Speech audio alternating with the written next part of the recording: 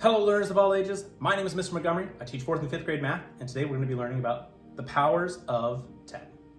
Now, the powers of 10 help us figure out different types of place values or different types of ways of figuring out if it's 10 times bigger or 1/10 the size. But if we understand how to use exponents, it'll make multiplying by 10, 100, 1,000 a lot easier. So, for example, I have 10 to the 2nd power. This 2, this tiny little number up here, is an exponent. Now keep exponents in mind, especially when we start doing order of operations. That's in a future lesson. But the way that I would read this is 10 to the 2nd power, or some people say 10 squared. Roughly translates, this 2 tells me that I'm going to multiply the base twice. So it's not, I repeat, not 10 times 2, because I have to take the base times itself and write it twice. So you see how I have 2 10s? That's how I would interpret 10 to the 2nd power. 10 times 10. Well, how many zeros do I have in 10 times 10 in my problem? I have 1, 2. I automatically know I have 2 in my answer right away. Now all I have left is 1 times 1. Well, 1 times 1 is 1. So 10 times 10, it is equal to 100. But this is what I call the zeros trick. The exponent tells, especially with base 10, how many zeros I'm going to have in my answer, and all I have left to multiply is the rest of the numbers. So let's try an example. I have 10 to the 7th power. Well, that's the same as saying 10 times 10 times 10 times 10 times 10 times 10 times 10. Let's make sure. 1, 2, 3, 4, 5, 6, 7. Nice. I have 7 10s. Well, I know that if my exponent is 7, I'm going to have 7 zeros in my problem, which means I'm going to have 7 zeros in my answer. 1, 2, 3, comma, 1, 2, 3, comma, and 1. So I know that I have 7 right there.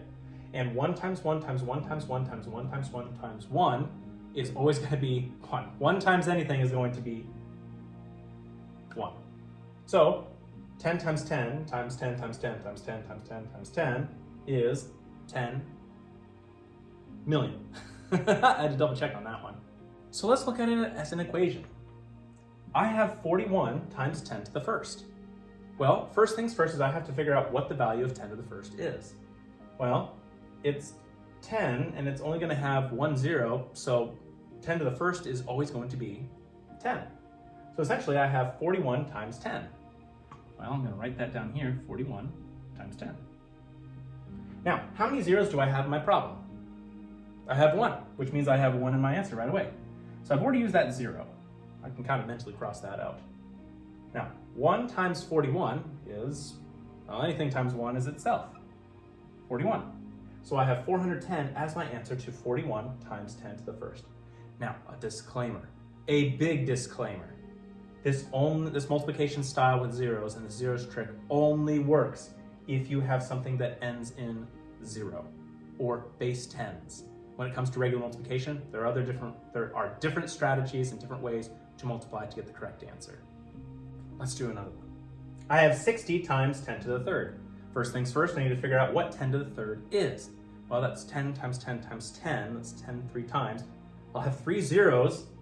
With my exponents tell me, 3 zeros in my problem. I'll have 3 zeros in my answer. 1, 2, 3, and 1 times everything is 1. So it's 3 zeros and a 1. Now I have to multiply that times 60. Well again, how many zeros do I have in my problem altogether? 1, 2, 3, 4. I'll know I have 4, 1, 2, 3, 4 in my answer so far, and all I have left is 6 times 1. 6 times 1 is 6, so 60,000 is my answer. Now what if they ask for a division problem? I have 4,000 divided by 10 to the 2nd. Well, first off I have to figure out how much 10 to the 2nd is, which is 10 times 10. 10 times 10, it has 2 zeros, and 1 times 1 is 1. So I eventually have 4,000 divided by 100. Well, when it comes to division, we cross out zeros before we even start. So I cross out 2 on this side, and I can only cross out 2 on this side. because whatever I cross out on one side, I have to cross out on the other side. So now I only have 1 0 left in my problem, and divide by 1 is 4, so 40 is my answer. Another way that you can kind of look at it for division problems, you can take a look at your whole number here, see that I have an exponent of 2, and I can cross out 2 numbers right here, and that'll be your answer. Let's do one last example. I have 13 million divided by 10 to the 4th. Well, I can use my exponent and cross out zeros trick starting from the beginning. So I have 4 as my exponent, 10 to the 4th. I can cross out 4 zeros. 1, 2, 3, 4. I'm left with 1, 3, 0, 0, and I have to put the comma in the correct place. So I'm going to go over 3 places, starting from the right. 1, 2, 3. And my answer is 1,300. All right, my 5th grade friends. If we take a look at page number 5, you're seeing that we're going to be doing practice problems number 5, 6, and 7. The directions say, find each product or quotient. So we're going to have to figure out the value of 10 to the 2nd in the first one, 10 to the 4th for number 6, and 10 to the 1st in number 7, and multiply or divide accordingly. If you have questions about powers of 10, please ask me when you bring this to class tomorrow.